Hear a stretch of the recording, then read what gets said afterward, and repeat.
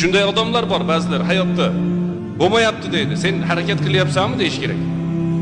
Halol yo'l bilan farzand boqishlik uchun harakat qilyapsanmi, yo'qmi deyish kerak.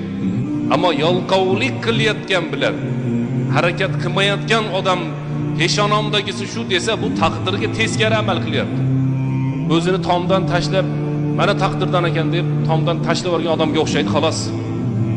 Erkak kishining bo'ynida mas'uliyat ko'p. Erkak kishilar kamroq kasal bo'ladi. Ayol kishilar ko'proq kasal bo'ladi. Erkak kishining avrati juda qisqa. Mana o badallarni kindigidan tizzasigacha nimaga kasb hunar bilan ko'p shug'ullanadi erkak kishi. Bemalol ishlashlik uchun bir tarafidan mana shu avratlari qisqartirilgan. Tizzasigacha ochiq bo'lsa zarari yo'q.